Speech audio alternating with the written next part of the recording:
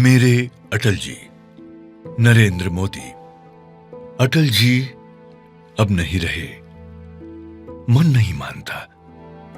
अटल जी मेरी आंखों के सामने हैं, स्थिर हैं।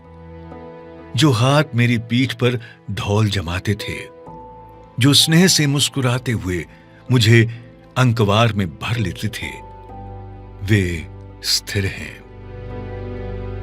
अटल जी की ये स्थिरता मुझे झकझोर रही है, अस्थिर कर रही है। एक जलन सी है आंखों में। कुछ कहना है, बहुत कुछ कहना है, लेकिन कह नहीं पा रहा। मैं खुद को बार बार यकीन दिला रहा हूं कि अटल जी अब नहीं हैं, लेकिन ये विचार आते ही खुद को इस विचार से दूर कर रहा हूं। क्या अटल जी वाकई नहीं है? नहीं, मैं उनकी आवाज अपने भीतर गूंजते हुए महसूस कर रहा हूं। कैसे कह दूं, कैसे मान लूं वे अब नहीं हैं? वे पंच तत्व हैं। वे आकाश, पृथ्वी, जल, अग्नि, वायु सब में व्याप्त हैं। वे अटल हैं, वे अब भी हैं। जब उनसे पहली बार मिला था, उसकी स्मृति ऐसी है जैसे कल की ही बात हो। इतने बड़े नेता, इतने बड़े विद्वान, लगता था जैसे शीशे के उस पार की दुनिया से निकलकर कोई सामने आ गया है। जिनका इतना नाम सुना था, जिन्हें इतना पढ़ा था, जिनसे बिना मिले इतना कुछ सीखा था, वो मेरे सामने थे। जब पहली बार उनके मुंह से मेरा नाम निकला तो लगा पाने के लिए बस इतना ही बहुत है। बहुत दिनों तक मेरा नाम लेती हुई उनकी वो आवाज मेरे कानों से टकराती रही। मैं कैसे मान लूं कि वो आवाज अब चली गई है? कभी सोचा नहीं था कि अटल जी के बारे में ऐसा लिखने के लिए कलम उठानी पड़ेगी।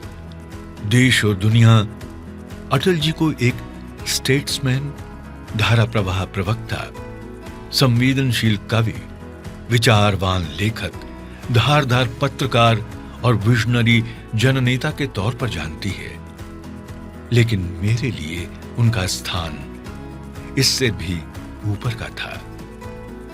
सिर्फ इसलिए नहीं कि मुझे उनके साथ बरसों तक काम करने का अवसर मिला, बल्कि मेरे जीवन, मेरी सोच, मेरे आदर्शों, मूल्यों पर जो छाप उन्होंने छोड़ी, जो विश्वास उन्होंने मुझ पर किया, उसने मुझे गढ़ा है। हर स्थिति में अटल रहना सिखाया है। हमारे देश में अनेक ऋषि, मुनि, संत, आत्माओं ने जन्म लिया है। देश की आजादी से लेकर आज तक की विकास यात्रा के लिए भी असंख्य लोगों ने अपना जीवन समर्पित किया है।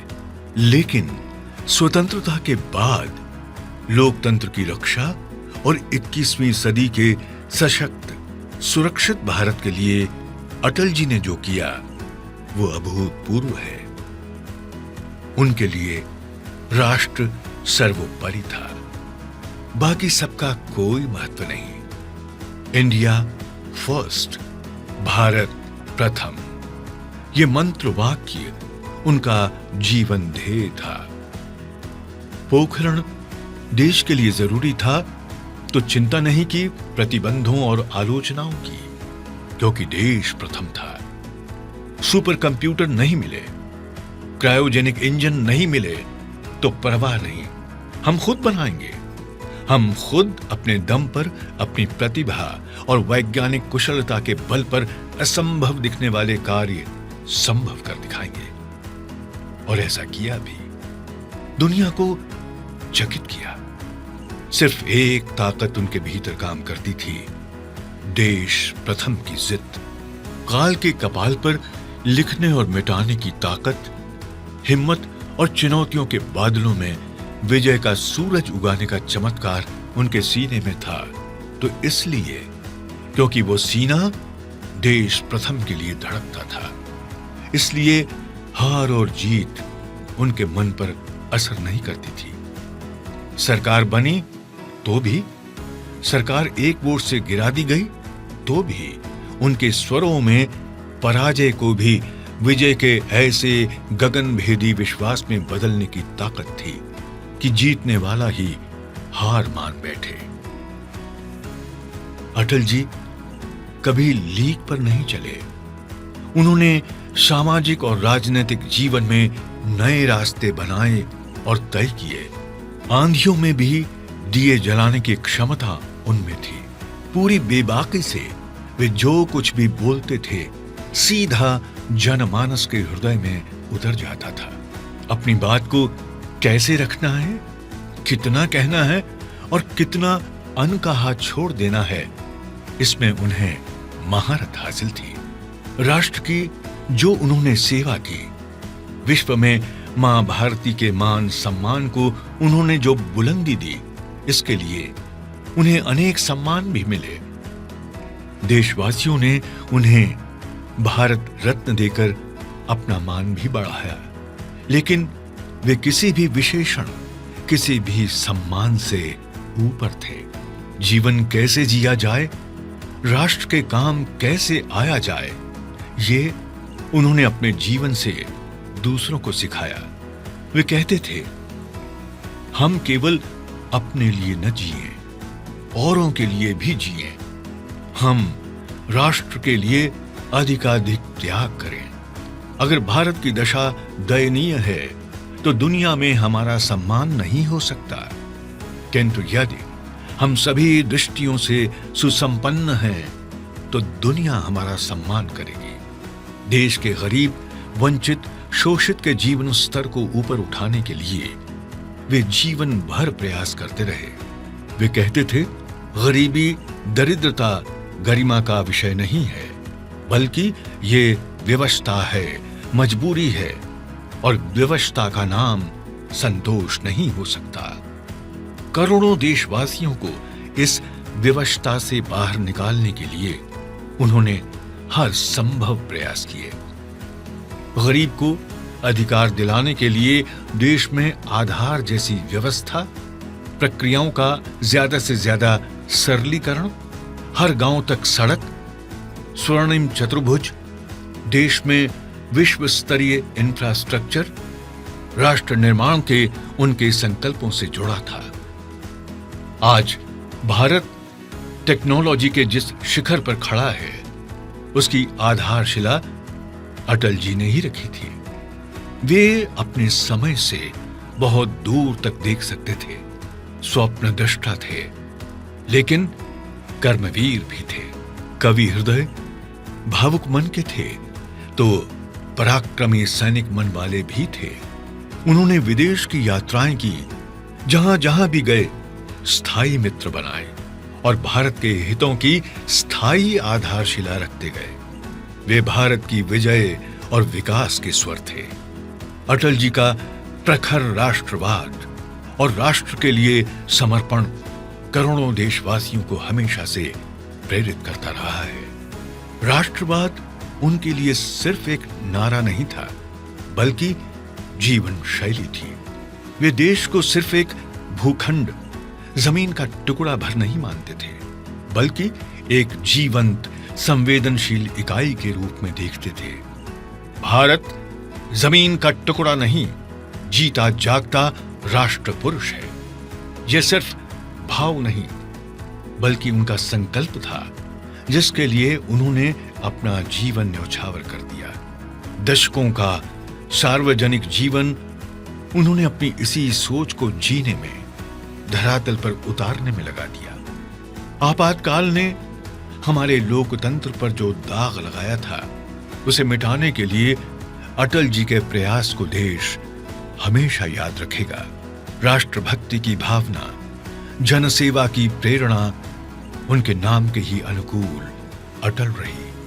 भारत उनके मन में रहा, भारतीयता तन में। उन्होंने देश की जनता को ही अपना आराध्य माना। भारत के कण कण, कंकर कंकर, भारत की बूंद बूंद को पवित्र और पूजनीय माना।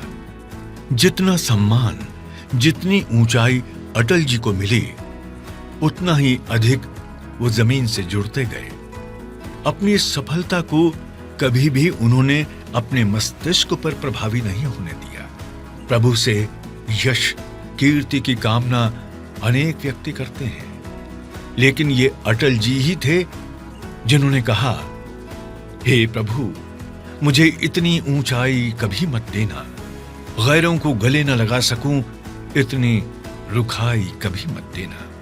अपने देशवासियों से इतनी सहजता और सरलता से जुड़े रहने की ये कामना ही उनको सामाजिक जीवन के एक अलग पायदान पर खड़ा करती है।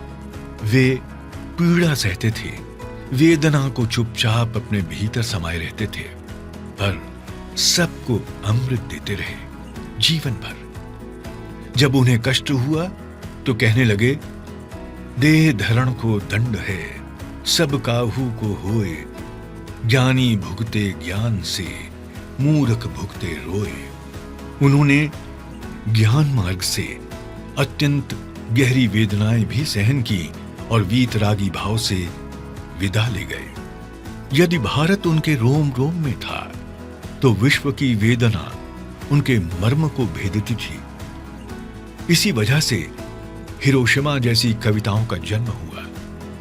वे विश्व नायक थे, मां भारती के सच्चे वैश्विक नायक, भारत की सीमाओं के परे भारत की कीर्ति और करुणा का संदेश स्थापित करने वाले आधुनिक बुद्ध। कुछ वर्ष पहले लोकसभा में जब उन्हें वर्ष के सर्वश्रेष्ठ सांसद के सम्मान से सम्मानित किया गया था, तब उन्होंने कहा था, ये देश बड़ा अद्भुत है, अनूठा है। किसी भी पत्थर को सिंदूर लगाकर अभिवादन किया जा रहा है, अभिनंदन किया जा सकता है। अपने पुरुषार्थ को, अपनी कर्तव्य निष्ठा को राष्ट्र के लिए समर्पित करना उनके व्यक्तित्व की महानता को प्रतिबिंबित करता है। यही 125 करोड़ देशवासियों के लिए उनका सबसे बड़ा और प्रखर संदेश है। देश के साधनों संसाधनों पर पूरा भरोसा करते हुए हमें अब अटल जी के सपनों को पूरा करना है, उनके सपनों का भारत बनाना है। नए भारत का यही संकल्प, यही भाव लिए मैं अपनी तरफ से और 125 करोड़ देशवासियों की तरफ से अटल जी को श्रद्धांजलि अर्पित करता हूं, उन्हें नमन करता हूं।